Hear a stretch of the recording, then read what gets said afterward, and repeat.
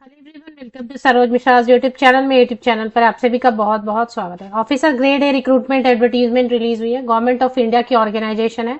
Central government Bharat सरकार की organisation है, लेकिन काफी बड़ी ऑर्गेनाइजेशन है, इसलिए सैलरी स्ट्रक्चर बहुत अच्छी है। 1,43,000 रुपीज पर मंथ, 1,43,000 रुपए per month salary, starting salary है।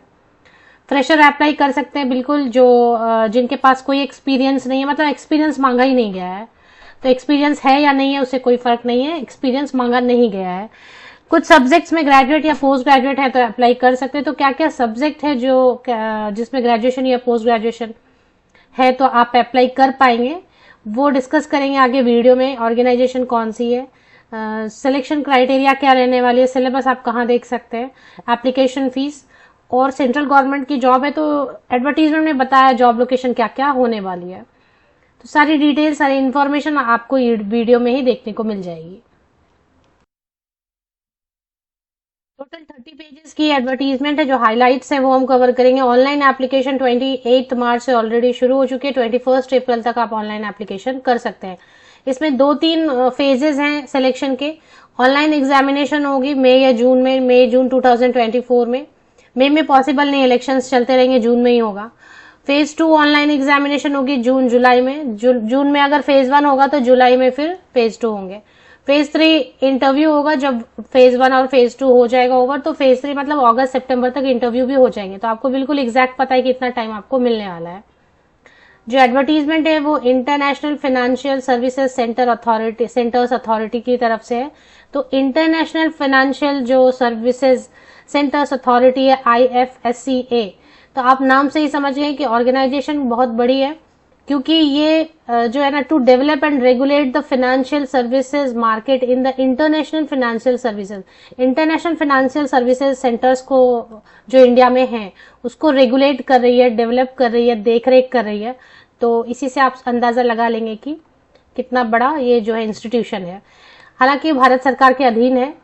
Recruitment of officer grade A assistant manager 2024, तो पोस्ट का नाम असिस्टेंट मैनेजर है एंड ऑफिसर ग्रेड ए है। अब इसमें जो पोस्ट है, बहुत ज्यादा पोस्ट नहीं है, लेकिन हम अच्छी अपॉर्चुनिटी है तो क्यों मिस करें। इसमें कौन कौन अप्लाई कर सकते हैं, जो ऑप्शंस दिए हैं मैं ये पूरे ऑप्शंस में आपको पढ़ के बता देती हूँ। इसमें से कोई भी ऑप्शन आप फुलफिल कर रहे हैं एलिजिबिलिटी क्राइटेरिया तो अप्लाई कर सकते हैं। तो डायरेक्टली एजुकेशनल क्वालिफिकेशन देखेंगे। इसमें नंबर 1 जनरल स्ट्रीम है और एक लॉ स्ट्रीम है। तो जनरल स्ट्रीम में कौन कौन अप्लाई कर सकते हैं, जो लॉ वाली स्ट्रीम है उसमें LLB, bachelors in law, graduate जो लॉ से है वो अप्लाई करेंगे लॉ वाले स्ट्रीम में। और जनरल स्ट्रीम में कौन कौन अप्लाई कर सकते हैं, masters degree with specialisation in statistics, means MA stats या MSc स्टैट्स आपने किया है, MA इकोनॉमिक्स या MCOM इकोनॉमिक्स भी करते हैं ना, तो इकोनॉमिक्स से मास्टर डिग्री किया है तो वो भी अप्लाई कर सकते हैं। MCOM वाले कैंडिडेट अप्लाई कर सकते हैं, master degree in commerce. Business administration MBA वाले जो फाइनेंस स्पेशलाइजेशन से MBA करते हैं वो भी अप्लाई कर सकते हैं। इकोनोमेट्रिक्स से मास्टर डिग्री वो भी अप्लाई कर सकते हैं। अगर मास्टर डिग्री नहीं है तो बैचलर डिग्री के बेसिस पर भी आप एप्लीकेशन कर सकते हैं।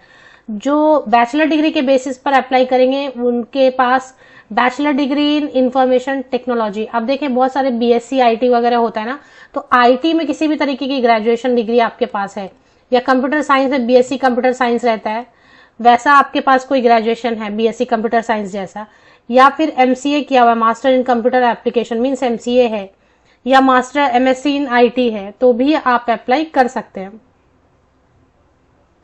इसके बाद एक और ऑप्शन दिया गया, बैचलर डिग्री इन कॉमर्स। अगर BCom है विद अपियरिंग इन CA, बहुत सारे कैंडिडेट है ना, CS, CA, CFA या ICWA में अपियरिंग भी है, तो भी आप BCom वाले कैंडिडेट अप्लाई कर सकते हैं। तो मुझे लगता है बहुत सारे कैंडिडेट BCom वाले जो है ना, CA, CFA, ऐसे MCOM वाले भी अप्लाई कर सकते हैं, प्लेन MCOM। और BCom प्लस अगर अपियर हो रहे हैं CA, CFA, CSC, ICWA exam में तो भी अप्लाई कर सकते हैं। और बैचलर डिग्री इन लॉ और in any other discipline, bachelor degree in law और in any other discipline, law में या फिर किसी भी सब्जेक्ट से आपने ग्रेजुएशन किया तो भी अप्लाई कर सकते हैं। बैचलर डिग्री इन लॉ और इन एनी अदर डिसिप्लिन, यहाँ पे ध्यान देंगे तो आपको समझ में आएगा। लॉ से भी है या किसी भी स्पेशलाइजेशन से, BA, BSc, BCom जो भी है उससे अप्लाई करना चाहें तो BE, BTech जो भी अप्लाई कर सकते हैं। पोस्ट कम है, काफी पोस्ट कम है, लेकिन क्योंकि अपॉर्चुनिटी बहुत अच्छी है। जनरल में 3 सीट्स हैं, ओबीसी में 3 सीट्स हैं, एससी कैटेगरी में 1 सीट है, एसटी में 1 सीट है, ईडब्ल्यूएस में 2 सीट है।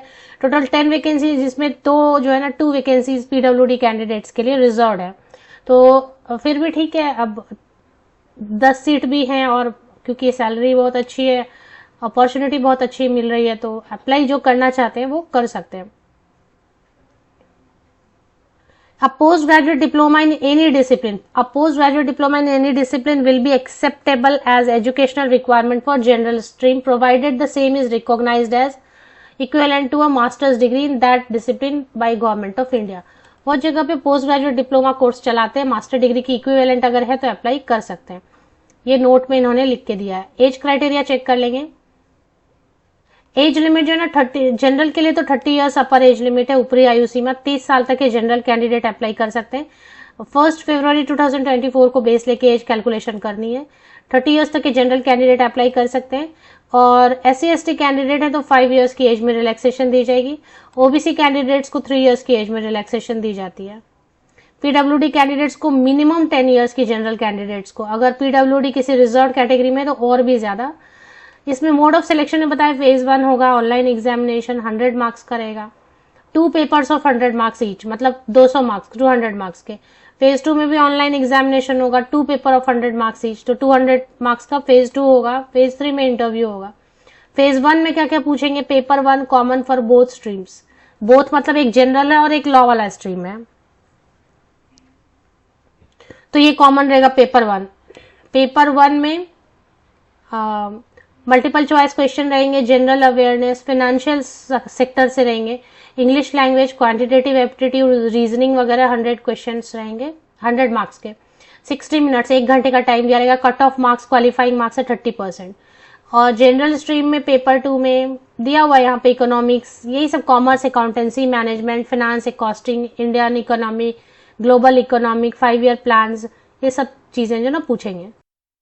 इन शॉर्ट ये है कि जिनका कॉमर्स बैकग्राउंड है, अकाउंटेंसी है, कॉस्टिंग है, इकोनॉमिक्स है, उनका अच्छा है, या फाइनेंशियल मतलब फाइनेंस जो है या फाइनेंशियल जो नॉलेज है वो काफी अच्छी है, फाइनेंशियल मार्केट की नॉलेज, तो वो अप्लाई कर सकते हैं। बट लॉ वाले में जो ना लॉ के ही क्वेश्चंस पूछेंगे। नेगेटिव मार्किंग रहेगी, 1/4 मार्क्स की नेगेटिव मार्किंग रहेगी, मतलब अगर 1 मार्क का क्वेश्चन है तो 4 क्वेश्चंस रॉन्ग होंगे तो 1 मार्क कट हो जाएंगे। कट ऑफ मार्क्स रखा है, पेपर 1 के लिए 30% लाना होगा, पेपर 2 के लिए 40% मार्क्स लाना होगा। फेज 2 ऑनलाइन एग्जामिनेशन में क्या? पेपर 1 कॉमन रहेगा, English, precise writing, essay writing, comprehension, cut off marks 30%। Paper 2 में फिर वैसे ही रहेगा, budget, economic, banking, capital market, insurance, pension fund, मतलब कॉमर्स और फाइनेंशियल मार्केट का ही ये जॉब है, तो फाइनेंशियल मार्केट, इकोनॉमिक्स, कॉमर्स, इन सबका बेसिक आपको आना चाहिए। लीगल वाले में सिर्फ लीगल के क्वेश्चन पूछेंगे, तो लॉ वाले में टेंशन नहीं है, लॉ वाले में सिर्फ लॉ के क्वेश्चंस पूछे जाएंगे। और all question papers in both the phases except the will be set bilingual in Hindi and English. Question paper का टेंशन नहीं है, क्वेश्चंस हिंदी में भी पूछे जाएंगे और इंग्लिश में भी पूछे जाएंगे। हिंदी में भी पढ़ के आंसर कर सकते हैं, इंग्लिश में भी पढ़ के आंसर कर सकते हैं। प्रोबेशन पीरियड रहेगा। पे स्केल के बारे में इन्होंने क्या कहा है? पे स्केल पेज नंबर 7 पे है कि प्रेजेंटली जो ये बहुत सारे अलाउंसेस देंगे, क्योंकि इसमें रिस्क है ना, पैसे से रिलेटेड ये ऑर्गेनाइजेशन है, तो जो एम्प्लॉयज काम कर रहे हैं उनसे रिलेटेड काफी सिक्योरिटी वगैरह काफी मेंटेन करनी पड़ती है यहाँ पर, तो अलाउंसेस बहुत ज्यादा दे रखे हैं, और इसलिए 1,43,000 रुपीज पर मंथ आपको सैलरी, स्टार्टिंग सैलरी मिलेगी। बेनिफिट्स बहुत सारे दिए जा रहे हैं, कंप्यूटर परचेज करना है या बहुत सारे अलाउंसेस दिए जा रहे हैं, हाउस क्लीनिंग अलाउंस तक दिया जा रहा है। पोस्टिंग कहाँ का? यहाँ पर क्या बताया? To any location in India और अब्रॉड, अब्रॉड में भी हो सकता है और इंडिया में भी हो सकता है, और इनके सब सेंटर्स जहां जहां होंगे ऑल ओवर इंडिया वहां पे अब्रॉड भी भेज सकते हैं। एग्जाम सेंटर्स जो है फेज 1 और फेज 2 के कहाँ होंगे, तो ये सारे लिस्ट दी हुई है, आप स्क्रीनशॉट ले सकते हैं। पेज नंबर 8 पर एग्जाम के सेंटर्स की लिस्ट दी हुई है। तो ये तो हो गए। इसके बाद एप्लीकेशन फीस कितनी है? तो SC ST PWD कैंडिडेट के लिए सिर्फ 100 रुपए, मात्र 100 रुपए, और general OBC and EWS category के कैंडिडेट्स के लिए 1000 रुपीज फीस है। और इसमें जो ना फीमेल कैंडिडेट्स के लिए कोई फी में रिलैक्सेशन नहीं है। फीमेल कैंडिडेट महिलाएं जो है जिस कैटेगरी में आएंगे उस कैटेगरी के हिसाब से आप फीस पेमेंट कर देंगी। तो ये हो गया। और इसके बाद अब पूरा चेक करना पड़ेगा नीचे 30 पेजेस में और क्या क्या चीज़ें लिखी है। मैंने मेन इन्फॉर्मेशन आपको कवर करके इसमें दे दिया। अब इसमें देख सकते हैं आपकी नीचे 30 पेजेस में दिया क्या है इन्होंने इतना। Download call letter, centre instruction, identity verification, biometric data, मतलब नॉर्मल इंस्ट्रक्शंस ही हैं कि कैसे एग्जाम में जाना है, बायोमेट्रिक कैसे होगा, अदर कंडीशंस क्या है वगैरह। 1-2 साल का तो प्रोबेशन पीरियड रहेगा। रजिस्ट्रेशन के एप्लीकेशन रजिस्ट्रेशन कैसे करनी है, फी पेमेंट कैसे करनी है, गाइडलाइंस दिए हुए हैं कि कितने साइज का क्या अपलोड करना है, ये सारी चीज जो है ना दी हुई है। मैं इसलिए नीचे तक स्क्रॉल करूं कि सिलेबस दिया है या नहीं दिया है। तो यहाँ आ गया आपका सिलेबस के लिए इतना स्क्रॉल डाउन किया, सिलेबस फॉर पेपर 2 दे दिया है। पेपर 1 में तो जनरल है ना, मतलब रीजनिंग, क्वांटिटेटिव, ये सब तो वो तो आप वैसे भी पढ़ेंगे। बाकी पेपर 2 जो है फेज 1 का सिलेबस पेज नंबर 24 से बेसिकली स्टार्ट हो गया है। वेबसाइट चेक कर लेते हैं।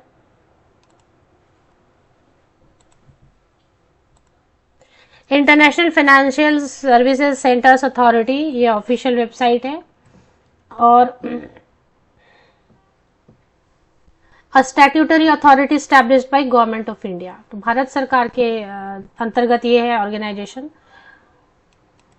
अब इसमें आपको करियर सेक्शन विजिट कर लेना है सर्च करके, और करियर सेक्शन में जो है ना वैकेंसी नोटिफिकेशन यहाँ पे दिया हुआ है, यहाँ पर चेक कर लेना है आपको। और application process, how to apply वगैरह यहाँ पे आप आके देख सकते हैं।